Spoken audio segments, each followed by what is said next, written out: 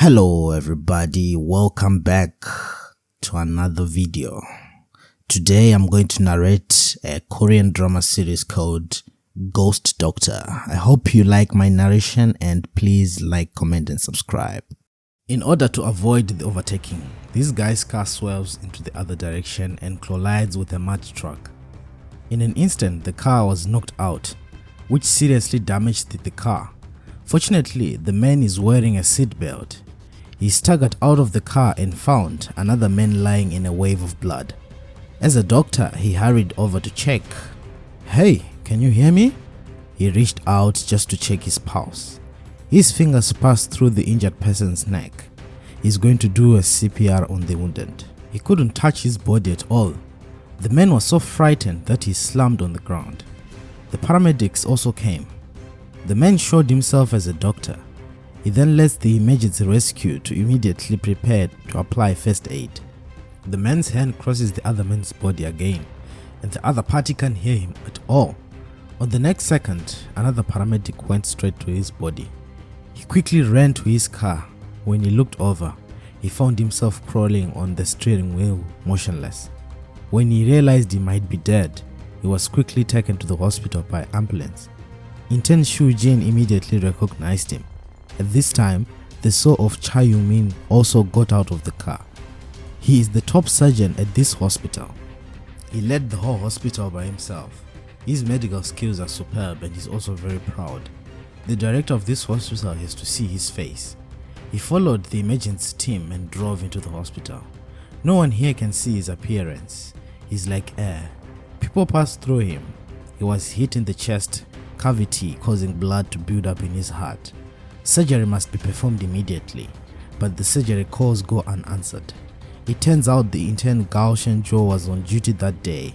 His grandfather is a big businessman and his mother is the president of the hospital. He will be the successor of this hospital, and he just sneaked out of his post without permission for a late night snack.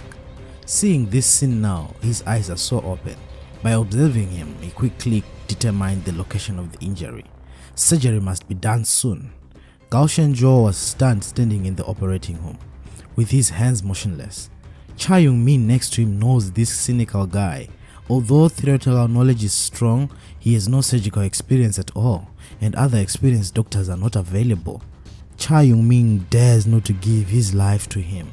He tried hard to pick up the scalpel, but it still penetrated past directly and can't hold it at all. He's imagining himself in this operating room, where he saved countless lives. Now he's the one lying on the operating table, but there's no doctor who can operate him. He couldn't help shouting. Just when everyone was so anxious, Gao Shenjo suddenly said, "Give me the scalpel."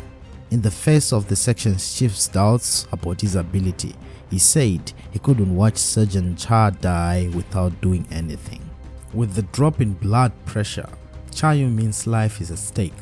But after Gao Shenjo took the scalpel, still standing in the same place for a long time, not daring to make a move, Zhou Yingmin on the side encouraged him even more, teaching him how to overcome his fear.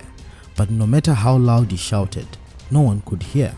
After a long psychological struggle, Gao Shenjo is finally ready to start the operation, but the placement is not right at all. Not there! In the nick of time, Cha Young-min miraculously grabbed his hand. Then his war saw instantly entered Gao Shenjo's body.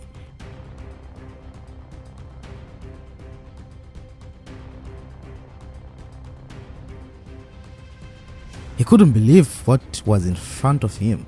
"Dr. Gao, what are you doing? Hey, do you want to do the surgery?" He looked at the scalpel in his hand and looks at his body.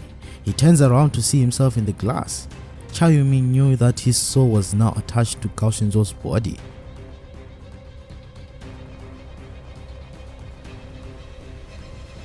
Then he turned around. These are the habitual signature moves of Cha Young-min.